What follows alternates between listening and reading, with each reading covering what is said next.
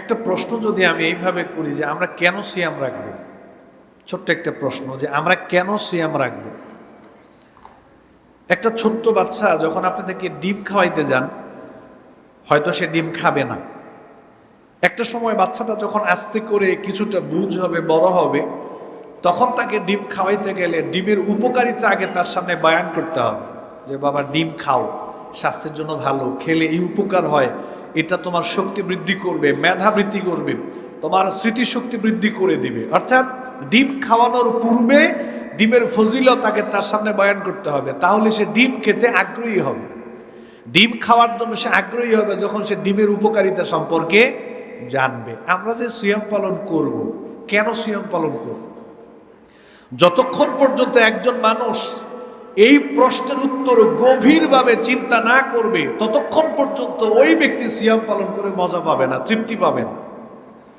একজন মানুষ যখন সিয়াম কেন পালন করব, এটা যখন তার অন্তর এই প্রশ্নের উত্তরটা ভালোভাবে সে গেঁথে নিতে পারবে, তখন কষ্ট হলেও সে সিয়াম পালন করবে। সিয়াম পালন করে সে তৃপ্তি পাবে, তার কাছে ভালো লাগবে। সিয়াম পালন করতে তার আরো আগ্রহ, উৎসাহ, উদ্দীপনাটা বেড়ে যাবে। আমরা কেন সিয়াম রাখবো? উত্তর হচ্ছে এটা আল্লাহর পক্ষ থেকে ফরজ বিধান। আমি যদি ভালো করে রমাদান মাসের সিয়াম পালন করতে পারি, তাহলে নবীজি বলছে আমার পূর্বের জীবনের যত সগীরা গুনাহ আছে আল্লাহ তাআলা সেগুলো কি করবেন?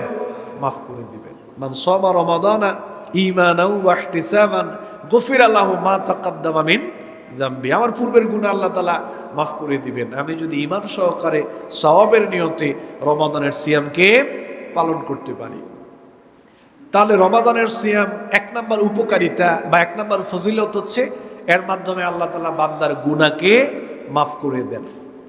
দ্বিতীয় আরেকটা উপকারিতা ফজিলত হচ্ছে আল্লাহ সুবহানাহু ওয়া তাআলার পক্ষ থেকে যত বিধিবিধান আল্লাহ তাআলা আপনার জন্য আমার জন্য দিয়েছেন, ইবাদত হিসেবে দিয়েছেন, কোন ইবাদতের বেলায় আল্লাহ তাআলা বলেন নাই যে এই ইবাদতের প্রতিদান আমি আল্লাহ নিজে দেব বা আমি নিজে হাতে দেব।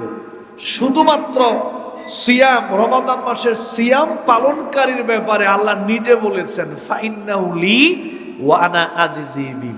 রমাদান মাসের সিয়াম বান্দা আমি আল্লাহর জন্য রাখে, আর আমি আল্লাহ নিজে নিজ হাতে আমার বান্দাকে রমাদানের সিয়ামের পুরস্কার দেব। সুবহানাল্লাহ। অন্য কোনো আমলের বেলা এই কথা বলে নাই। আল্লাহ বললেন বান্দা সিয়ামটা আমার জন্যই রাখে, এর প্রতিদান আমি নিজে দেব, নিজ হাতে দেব। আরেক জায়গায় আসছে আল্লাহ নিজে বলছেন হাদিসে কুদসির মধ্যে যে রমাদানের সিয়ামের পুরস্কার হিসেবে আমি আল্লাহ বান্দার হয়ে যাব। আমি আল্লাহ বান্দার হয়ে যাব। আপনি কেন সিয়াম রাখবেন নিজেকে প্রশ্ন করতে হবে। এই কথাগুলো সিয়াম পালনের মাঝখানে ডেইলি আপনাকে ফিকির করতে হবে। সুবহানাল্লাহ, এই সিয়ামের মাধ্যমে আল্লাহ আমার গুনাহ মাফ করে দিবে। নবীজি বলছে এই সিয়াম পালন করলে আল্লাহ নিজে আমাকে পুরস্কার দেবে, আল্লাহ আমার হয়ে যাবে। এই কথাগুলো আপনি দৈনিক মনে করতে হবে, আপনাকে আমাকে মনে করতে হবে, স্মৃতিচারণের মতো মনে করতে হবে। তাহলে দেখবেন সিয়াম পালন করে মনে একটা প্রশান্তি পাবেন, তৃপ্তি পাবেন, ভালো লাগবে।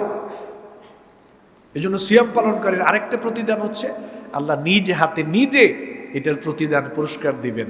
তো আল্লাহ যদি নিজ হাতে সিয়ামের পুরস্কার প্রতিদান দেয় তাহলে সেটা কেমন হবে? সুবহানাল্লাহ। অতএব রমাদান মাসের সিয়ামের আরেকটা গুরুত্ব, আরেকটা উপকারিতা, আরেকটা মর্যাদা হচ্ছে নবী করিম সাল্লাল্লাহু আলাইহি সাল্লাম বললেন যে এই যে সিয়াম পালনকারীর মুখে যে একটা গন্ধ, এটা হয়তো অনেকের কাছে একটু খারাপ লাগতে পারে বা একটু অস্বস্তির কারণ হতে পারে। নবী করিম সাল্লাল্লাহু আলাইহি সাল্লাম বলছেন সিয়াম পালনকারীর মুখের এই দুর্গন্ধটা, সাময়িক দুর্গন্ধটা, এটা আল্লাহর কাছে মিশকে আম্বরের চাইতে আরো বেশি সুগন্ধযুক্ত।